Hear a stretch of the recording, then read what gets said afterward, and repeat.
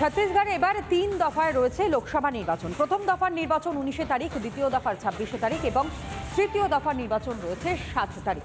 আর এবার আপনাদেরকে একটু দেখাই গ্রাফিক্যালি প্রেজেন্টেশনের মধ্য দিয়ে বলে যে এই ছত্তিশগড়ের লোকসভা কেন্দ্র এবং ২০১৪ থেকে ২০১৯ একই সঙ্গে ২০২৪। একবার দেখাই আপনাদেরকে ছত্তিশগড়ে মহারানী, সেখানে ২০১৯ সালে বিজয় বাঘেল যিনি বিজয়ী হয়েছিলেন বিজেপির টিকিটে, প্রাপ্ত ভোট ছিল ৮,৪৯,৩৭৪। একই সঙ্গে তার বিপরীতে ছিলেন প্রতিমা চন্দ্রকার, কংগ্রেসের প্রতিনিধি ছিলেন, যিনি পরাজিত হয়েছেন। তার প্রাপ্ত ভোট ছিল প্রায় ৪ লক্ষেরও কম, অর্থাৎ ৪,৫৭,৩৯৬। আর এরই সঙ্গে সঙ্গে দেখাই ২০১৯ সালেরটা যেমন আপনাদের সামনে আমরা তুলে ধরলাম, যেখানে বিজয় বাঘেল তিনি বিজয়ী হয়েছেন। ঠিক তার পাশাপাশি আপনাদেরকে দেখাই ২০১৪ সাল। ২০১৪ সালে কি হয়েছিল? কংগ্রেস জয়ী হয়েছিল, প্রাপ্ত ভোটও ছিল ৫,৭০,৬৮৭ এবং বিজেপি সেখানে পরাজয়, অর্থাৎ বিজেপির পরাজয় হয়, মানুষ সেখানে কংগ্রেসকে জিতিয়ে আনে। বিজেপির প্রাপ্ত ভোট ছিল ৫,৫৩,৮৩৯টি ভোট। ২০১৪ সালে পরিসংখ্যান আপনাদের সামনে আমরা তুলে ধরলাম এই ছত্তিশগড়ে, অর্থাৎ ছত্তিশগড়ে যেখানে ৩ দফায় লোকসভা নির্বাচন রয়েছে সেখানকার পরিসংখ্যান এবং সেখানে ২০১৪ থেকে ২০১৯ আপনাদের সামনে বিগ বলে আমরা তুলে ধরলাম। কংগ্রেসের এদিকে ইস্তেহার প্রকাশ করা হয়েছে, যে ইস্তেহারকে কেন্দ্র করে কার্যত বিতর্কের ঝড় উঠতে শুরু করে দিয়েছে বিভিন্ন ইস্যুতে। আর এই ইস্তেহারেই মুসলিম লীগের রাজনীতির গন্ধ পাওয়া গিয়েছে, এমনটাই অভিযোগ করেছিলেন প্রধানমন্ত্রী নরেন্দ্র মোদী। এবার এই একই অভিযোগ করলেন বিজেপির সর্বভারতীয় সভাপতি জেপি নাড্ডা।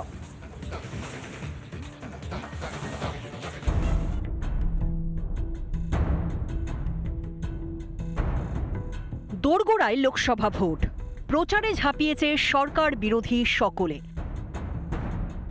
জনসভাতে বাড়ছে আক্রমণ, পাল্টা আক্রমণের ঝাঁজ।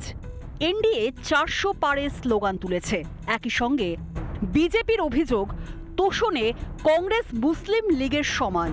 ইস্তেহারে ধর্মের ভিত্তিতে সংরক্ষণের প্রতিশ্রুতি দিয়েছে কংগ্রেস, আর তাতেই জিন্না মার্কা রাজনীতির গন্ধ পেয়েছে বিজেপি। कांग्रेस के मैनिफेस्टो को देखा, मुझे आश्चर्य हुआ। देश को बांटने के लिए और सत्ता को हथियाने के लिए कहां तक कांग्रेस पार्टी जा सकती है, इसका अंदाजा नहीं लगाया जा सकता। जिस मुस्लिम लीग ने 1929 में धर्म के आधार पर आरक्षण की बात कही थी, आज उसी बात को कांग्रेस पार्टी दोहरा रही है। দেশের ঐক্য ভেঙে দেওয়াই লক্ষ্য কংগ্রেসের। জনসভা থেকে কংগ্রেসকে এইভাবেই বারবার বিঁধেছেন প্রধানমন্ত্রী নরেন্দ্র মোদী।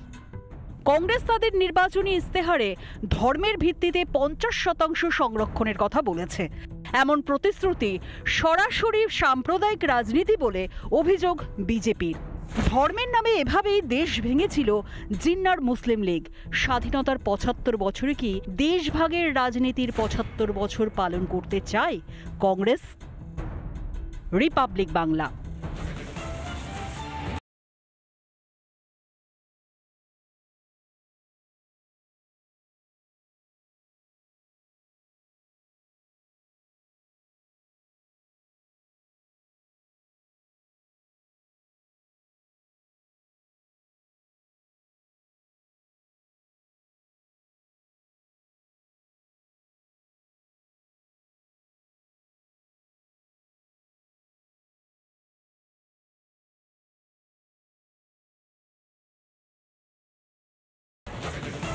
ছত্তিশগড়ে এবার ৩ দফায় রয়েছে লোকসভা নির্বাচন। প্রথম দফার নির্বাচন ১৯ তারিখ, দ্বিতীয় দফার ২৬ তারিখ এবং তৃতীয় দফার নির্বাচন রয়েছে ৭ তারিখ।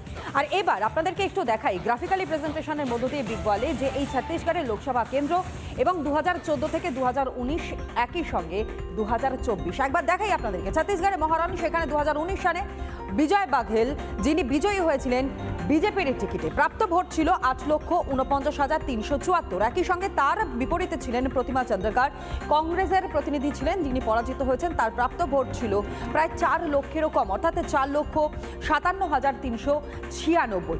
আর এরই সঙ্গে সঙ্গে দেখাই ২০১৯ সালেরটা যেমন আপনাদের সামনে আমরা তুলে ধরলাম, যেখানে বিজয় বাঘেল তিনি বিজয়ী হয়েছেন।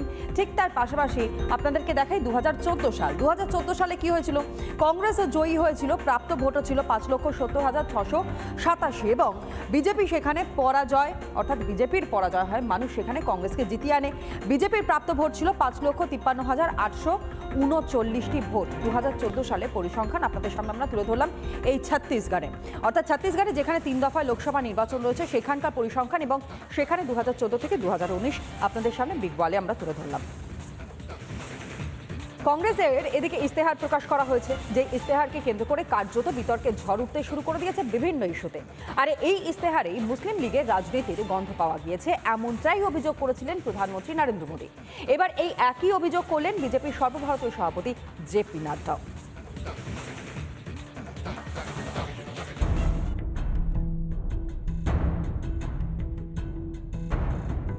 দোরগোড়ায় লোকসভা ভোট, প্রচারে ঝাঁপিয়েছে সরকার বিরোধী সকলে। জনসভাতে বাড়ছে আক্রমণ, পাল্টা আক্রমণের ঝাঁজ। এনডিএ 400 পারে স্লোগান তুলেছে। একই সঙ্গে বিজেপির অভিযোগ, তোষণে কংগ্রেস মুসলিম লীগের সমান। ইস্তেহারে ধর্মের ভিত্তিতে সংরক্ষণের প্রতিশ্রুতি দিয়েছে কংগ্রেস, আর তাতেই জিন্না মার্কা রাজনীতির গন্ধ পেয়েছে বিজেপি। कांग्रेस के मैनिफेस्टो को देखा, मुझे आश्चर्य हुआ। देश को बांटने के लिए और सत्ता को हथियाने के लिए कहां तक कांग्रेस पार्टी जा सकती है, इसका अंदाजा नहीं लगाया जा सकता। जिस मुस्लिम लीग ने 1929 में धर्म के आधार पर आरक्षण की बात कही थी, आज उसी बात को कांग्रेस पार्टी दोहरा रही है। দেশের ঐক্য ভেঙে দেওয়াই লক্ষ্য কংগ্রেসের। জনসভা থেকে কংগ্রেসকে এইভাবে বারবার বিঁধেছেন প্রধানমন্ত্রী নরেন্দ্র মোদী। কংগ্রেস তাদের নির্বাচনী ইস্তেহারে ধর্মের ভিত্তিতে 50% সংরক্ষণের কথা বলেছে। এমন প্রতিশ্রুতি সরাসরি সাম্প্রদায়িক রাজনীতি বলে অভিযোগ বিজেপির। ধর্মের নামে এভাবেই দেশ ভেঙেছিল জিন্নার মুসলিম লীগ। স্বাধীনতার 75 বছরে কি দেশভাগের রাজনীতির 75 বছর পালন করতে চায় কংগ্রেস? রিপাবলিক বাংলা।